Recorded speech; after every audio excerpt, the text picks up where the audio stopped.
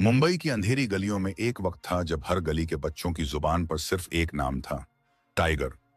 ना कोई चेहरा देखा, ना कभी खुलकर सामने आया, लेकिन उसका नाम ही काफी था किसी को जमीन पर लिटाने के लिए। पुलिस, माफिया और नेता सब उसकी ताकत से डरते थे। लेकिन फिर एक दिन एक बड़ा धमाका हुआ और सबको लगा टाइगर मर गया। 5 साल बीत गए, लोगों ने उसे भुला दिया, फाइलें बंद हो गईं, दुश्मनों ने चैन की सांस ली। लेकिन एक सच्चाई हमेशा हवा में तैरती रही, टाइगर कभी मरता नहीं, वो बस लौटने का वक्त तय करता है। बनारस के घाट पर भीड़ के बीच एक लंगड़ा लड़का विदेशी टूरिस्ट की जेब काटने की कोशिश कर रहा था। तभी 4 गुंडे आए, उसे घेर लिया और बेरहमी से पीटने लगे।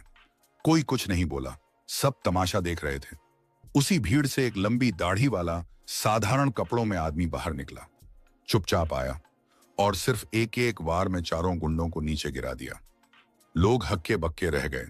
लड़का डरते डरते बोला, बाबा, आप कौन हैं? उसने चश्मा उतारा। उसकी आंखों में आग थी, होंठों पर एक टेढ़ी मुस्कान। नाम याद रखो, आर्यन नहीं, टाइगर हूं मैं। उधर मुंबई में शहर के सबसे बड़े क्राइम लॉर्ड सिकंदर खान अपने बंगले में बैठा था। तभी एक आदमी दौड़ता हुआ आया, उसके कान में फुसफुसाया, सर, वो जिंदा है, टाइगर वापस आ गया है। सिकंदर की आंखों में खौफ उतर आया, सिगार उसके हाथ से गिर गया। अगर वो लौटा है तो ये शहर फिर से खून से रंगेगा। बनारस की सुबह शांत होती हैं, लेकिन उस दिन घाट पर हवा में बेचैनी थी।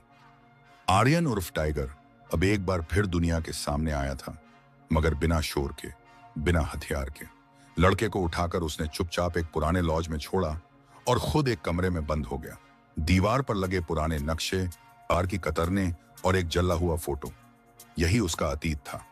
वो तस्वीर जिसमें वो था, उसके साथ एक और चेहरा, रिया। रिया, उसके सीने का सबसे नर्म हिस्सा और उसकी सबसे बड़ी कमजोरी। 5 साल पहले जब टाइगर का नाम मुंबई में गूंजता था, रिया ही उसकी ताकत थी, मगर उसे ही मारकर टाइगर को तोड़ दिया गया था। उस रात टाइगर अकेला नहीं मरा था, उसके साथ उसका सब कुछ खत्म हो गया था। उस धमाके की असली साजिश किसी गैंग वॉर की नहीं थी। वो हमला प्लान किया गया मर्डर था, जिसमें शामिल थे उसके अपने लोग, उसके ही गैंग से। सबसे ऊपर नाम था सिकंदर खान का और उसके साथ टाइगर के सबसे भरोसेमंद दोस्त फैजा का। उस दिन टाइगर नहीं मरा था, वो जिंदा जल रहा था, खुद की पहचान के साथ। बनारस में छिपकर उसने 5 साल खुद को मरहम लगाया, ट्रेनिंग ली, हर गली का नक्शा पढ़ा, दुश्मनों के नंबर याद किए, और अब वो लौट चुका था। उसी समय मुंबई में सिकंदर के पास एक और खबर आती है, सर, वाराणसी से किसी ने आपकी फैक्ट्री की डील रोक दी है। नाम किसी आर्यन का है। सिकंदर की आंखें सिकुड़ती हैं। आर्यन? हाँ सर, वही आदमी जिसने 4 लड़कों को घाट पर अकेले गिरा दिया था। लोग उसे बाबा समझ रहे हैं। सिकंदर के होंठों पर हल्की सी हंसी आती है।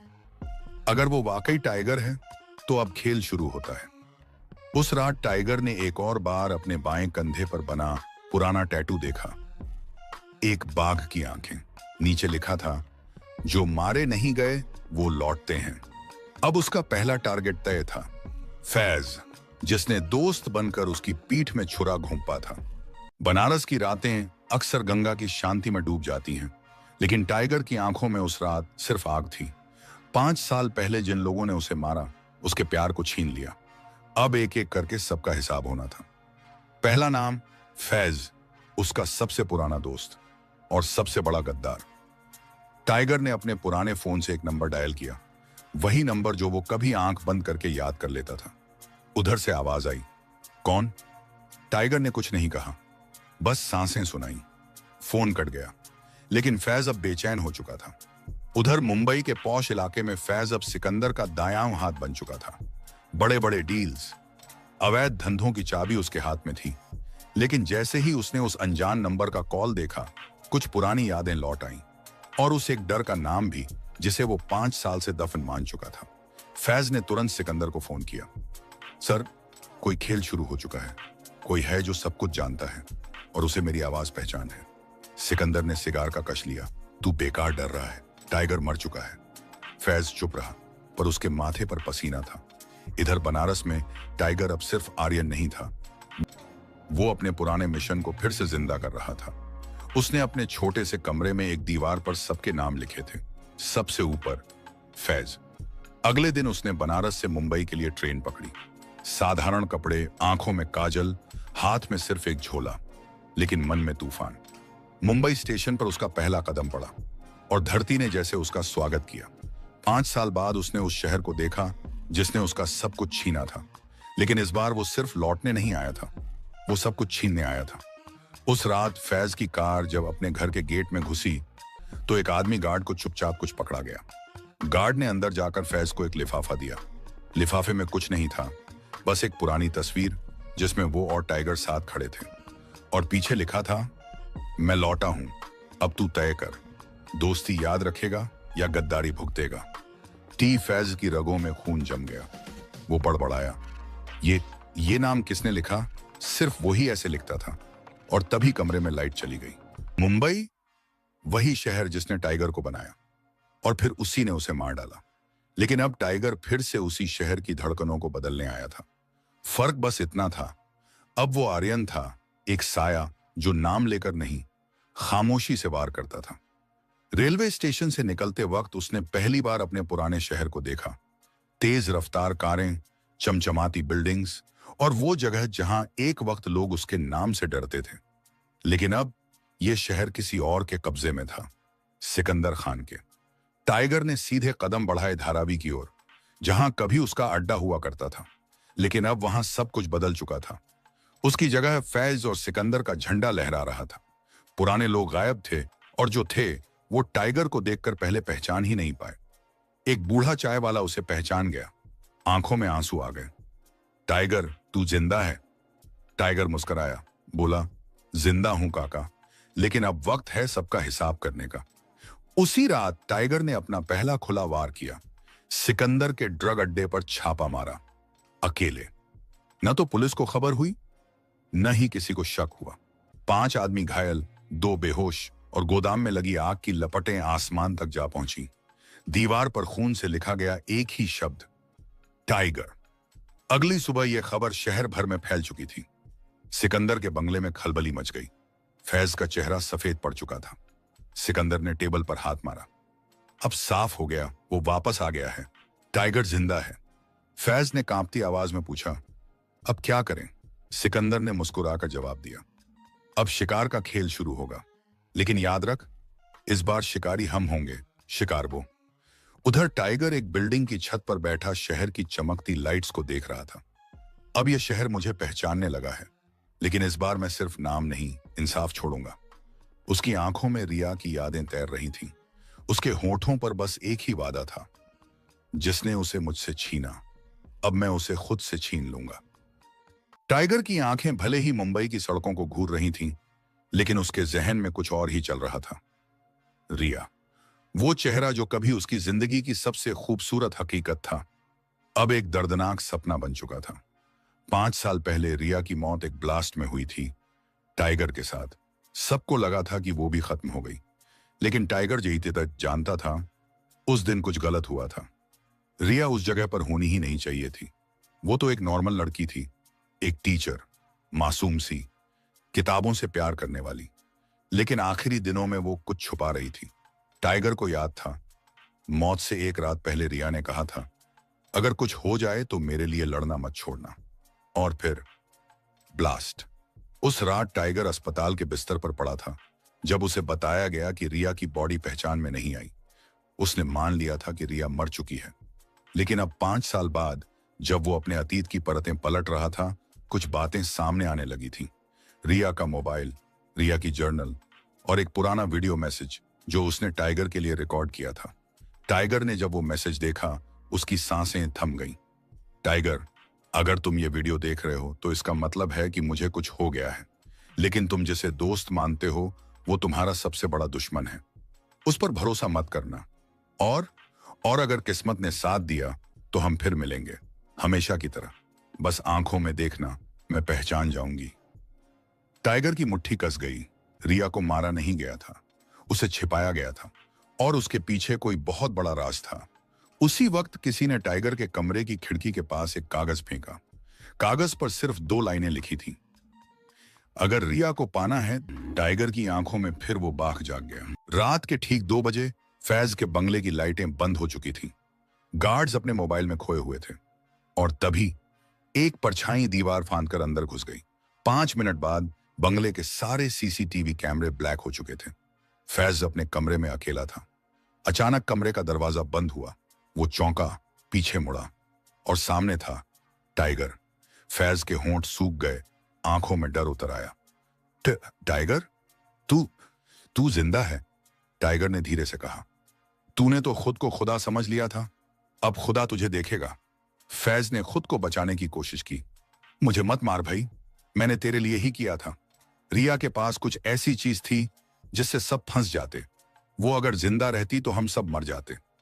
टाइगर की आंखों में आग थी, लेकिन अब वो फैज को मारने नहीं, सर उगलवाने आया था। कौन था पीछे? रिया के पास क्या था? बोल, वरना तुझे ऐसे मारूंगा कि मौत भी तुझे गले लगाने से डरेगी। फैज बुरी तरह कांप रहा था। वो बोला, रिया एक फाइल के पीछे थी जिसमें सिकंदर, कुछ बड़े नेताओं और पुलिस अफसरों के काले राज थे। उसे ये सब मिल गया था और उसे चुप कराने के लिए हमें कहा गया कि उसे खत्म कर दो। मैंने सिर्फ काम किया, आदेश ऊपर से था। टाइगर एक पल को रुका। अब खेल बड़ा था। उसने फैज को एक रस्सी से बांधा, उसके मुंह में कपड़ा ठूंसा और उसके कमरे की छत पर एक पेपर चिपका दिया। गद्दारों का अंत यहीं से शुरू होता है। टाइगर, फैज को वो मारा नहीं, छोड़ दिया, क्योंकि अब उसे इस्तेमाल करना था, एक चाल की तरह। टाइगर बाहर निकला, लेकिन उसका मन भारी था। अब उसे साफ समझ आ चुका था, रिया की मौत सिर्फ एक प्यार की कहानी नहीं थी, वो एक साजिश थी पूरे सिस्टम के खिलाफ। और इस सिस्टम के शिखर पर बैठा था सिकंदर खान, और उसके ऊपर कोई और। वो अगला कदम बढ़ाने ही वाला था कि अचानक उसके पास एक कॉल आया। कॉलर आईडी ब्लॉक थी। उधर से एक औरत की आवाज आई, धीमी लेकिन मजबूती से भरी। अगर रिया की मौत का सच जानना है तो डोंगरी लाइब्रेरी आ जाओ और अकेले आना। टाइगर चौंक गया। वो जानता था ये कोई जाल भी हो सकता है, लेकिन अब रुकना मुमकिन नहीं था।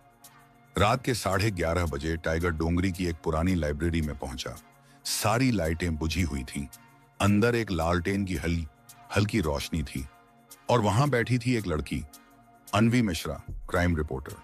उसके हाथ में एक पुरानी डायरी में पेन ड्राइव थी। मैं रिया की कॉलेज फ्रेंड हूं, उसने कहा। रिया जानती थी कि उसे कुछ हो सकता है, इसलिए उसने मुझे ये सब सौंपा था, लेकिन मैं डर के मारे छिप गई थी। अब जब तुम लौट आए हो तो ये सब तुम्हारे हवाले करती हूं। टाइगर ने पेन ड्राइव को देखा। उसमें जर्नल एंट्रीज, ऑडियो रिकॉर्डिंग्स, एक सीसीटीवी फुटेज था। रिकॉर्डिंग में रिया की आवाज थी, मैं जानती हूं सिकंदर के पास सिर्फ पावर नहीं बल्कि सरकार तक पहुंच है, लेकिन अगर यह फाइल पब्लिक हो गई तो सब कुछ खत्म हो सकता है। अगर मैं मर जाऊं तो यह टाइगर तक पहुंच जाए। टाइगर की आंखें भर आईं, लेकिन चेहरा पत्थर जैसा था। अब उसे यकीन हो चुका था, रिया मरी नहीं थी, उसे छुपाया गया था, शायद उसी फाइल के साथ।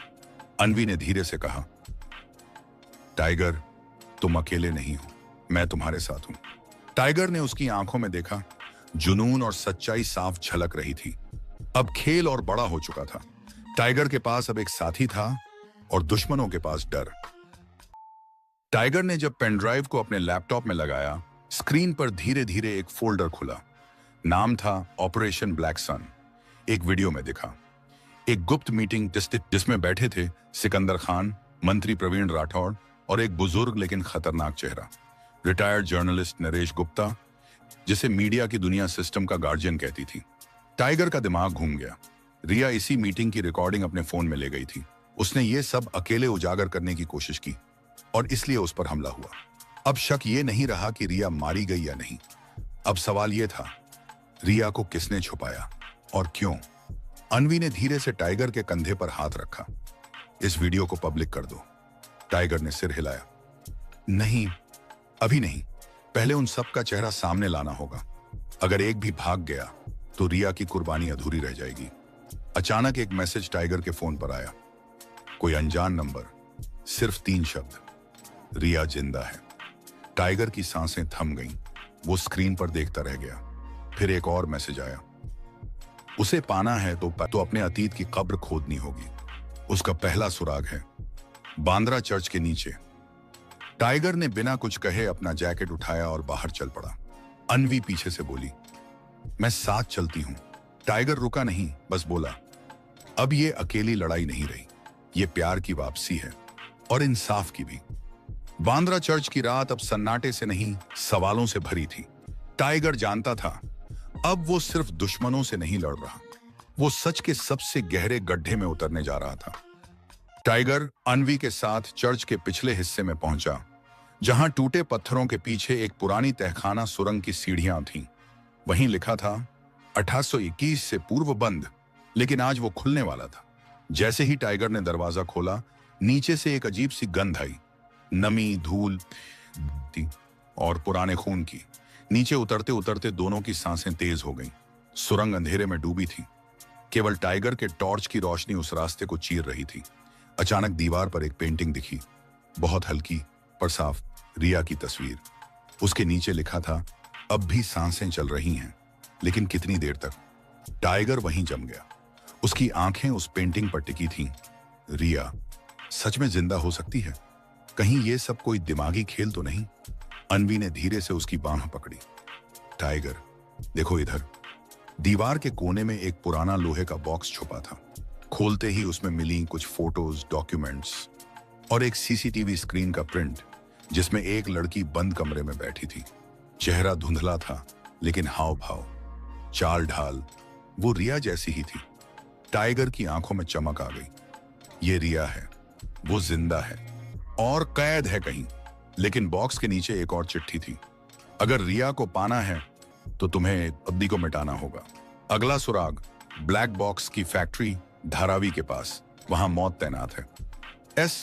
एस ये कौन था? सिकंदर या उससे भी बड़ा कोई खिलाड़ी? टाइगर ने चिट्ठी मोड़ी और बोला, रिया की सांसें किसी गिनती पर नहीं, मेरे इरादे पर चलेंगी। अब ये खेल मैं खत्म करूंगा, अपने तरीके से। अन्वी ने उसे देखा। अब ये सिर्फ एक खोज नहीं थी, ये टाइगर की वापसी की आग थी। धारावी के किनारे एक पुरानी फैक्ट्री थी, बाहर से टूट चुकी, लेकिन अंदर से सिकंदर का टॉर्चर हब।